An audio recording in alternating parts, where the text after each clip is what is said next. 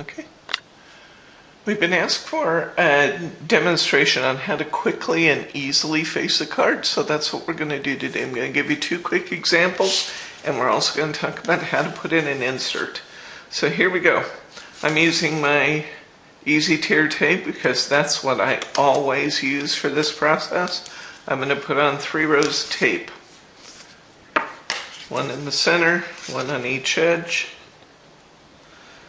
Now first I'm going to assume that I'm going to face the card using mirror board because as you know, I often do that. So I put on my Easy Tear tape. You'll notice that I actually overlapped the edge just a little bit here. You'll remember that Easy Tear tape is taped in the center and there's a piece of paper on either side. So I want to get my tape close to the edge. Now the easiest way to tear your Easy Tear is tear it in the middle and pull it back each way. The reason I say that is because if you try to pick it from the edge, sometimes, it didn't this time, but sometimes it will try to lift the tape as you go. If you tear it in the center and pull it back both directions, you don't have to fuss with trying to get the tape to stay put while you lift the paper. So I've got my adhesive on my card. Next, I'm going to put on my mirror board.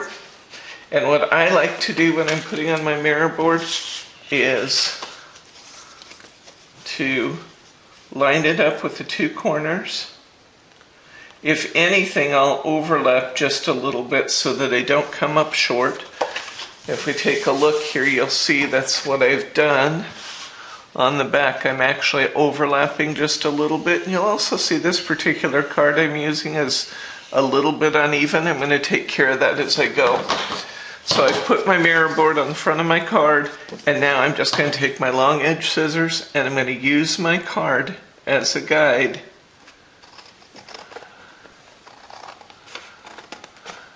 And I'm just going to cut out around my card. The card itself will act as a guide to my scissors. And I'm going to trim up that little edge as I go here.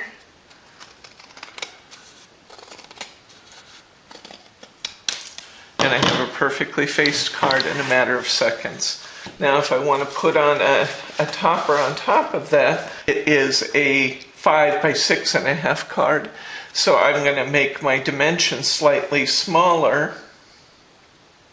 And if I want to leave an 1/8 inch border, then I'm actually going to measure this piece, but I never measure to actually just face my card. So my card is 6.5 inches long. If I want a 1/4 inch border, I'm going to make this 6 1/4 inch. And if it's 5 inches wide, I'm going to make this 4 3/4.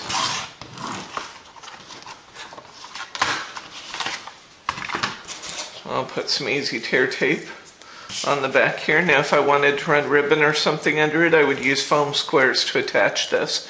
In this case, I'm going to attach it directly to my card. I'm not going to have ribbon or anything running under it. So I'm just going to put down my 3 lines of Easy Tear. I'll rub them down a little bit. I'll catch them in the center and I'll tear back.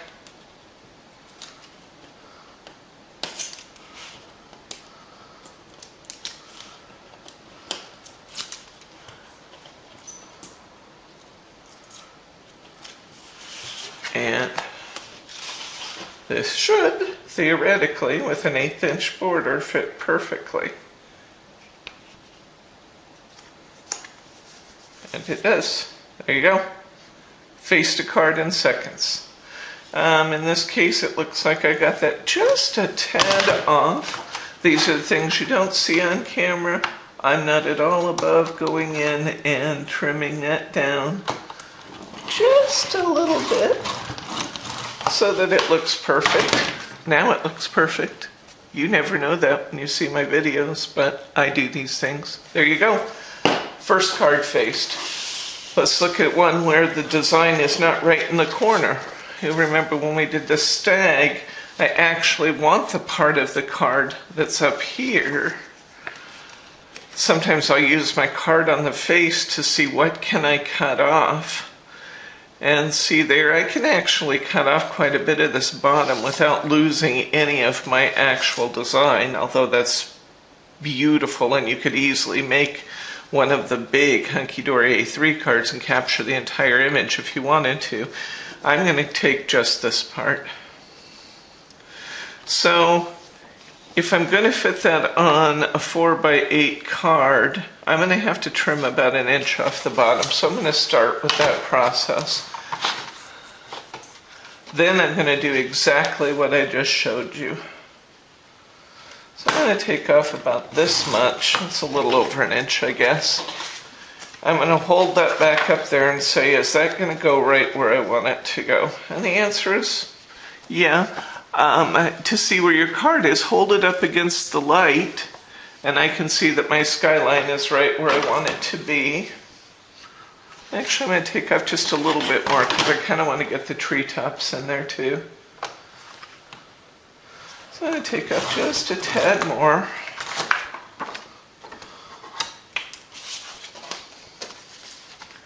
And now it's going to give me my treetops also. So I would do exactly the same thing. Run my lines of tear tape. I still would use 3 even though this is a pretty narrow card, because what you don't want is for your topper to kind of be gapping there. So I probably would still use 3 pieces of tape. Rub it down just a little, tear it in the center, pull back each way. I don't like to measure any more than I have to when I'm card crafting. I want to be able to work fairly quickly and easily, and this technique I'm showing you for letting the paper itself or the card itself be your guide when you're trimming out is a really nice way to avoid a lot of unnecessary measuring. So here we go. I've got my sharp 8-inch scissors. It is really nice to have a long blade when you're doing this. If you have a little short blade, the more wax you have to take at it, the more times you have to open your scissors, the more likely it is that you'll get off a little bit here or there. Now see here, I'm off just a tad. I'm going to straighten that up just a little bit. And I'm a little bit over on this side. Again, these are the things you never see when I'm showing you my card samples. I'm not at all above going in and doing a little bit of cleanup work. These scissors are Scotch brand scissors. Scotch brand 8-inch scissors, Fiskars 8-inch scissors are both really nice paper cutting scissors. So here's our deer taking an image out of the middle of our paper. Now let me show you very quickly how I would go about lining this card. And I only line one side. You can line both. I choose to line one side, only the side I would write on. Now you can see in this case, the lion that I want to use is here in the corner, and that's not conducive to me cutting around it. So what I'm going to do is I'm going to set my I said lion, this is a tiger obviously. The tiger that I want to use is here in the corner. I'm going to set that in so that I can see where my cutting line is. I'm going to cut around that. Hold it in there tight while you're cutting, because you want your cut to be the right size.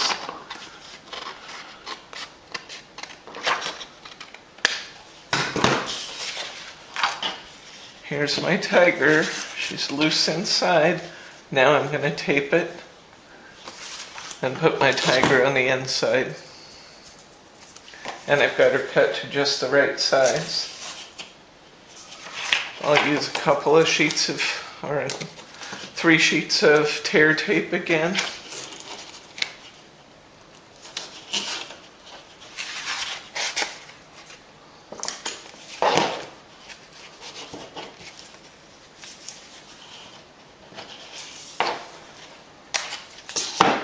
Rub it down just a tad.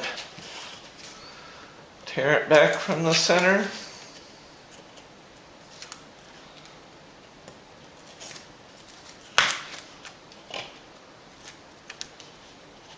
Now, if that had been in a corner where I could do that, I would tape the paper down first and cut around the paper. But since it was kind of faced the wrong direction for me to do that, then I will do it this way. And this is a little bit easier to match generally because I can match against that back edge. See what I mean? You know, where my card folds, I can match against that. So I'm really only trying to match to the bottom edge. And there we go. I see a little bit of trim work to do right here, so I'll do that.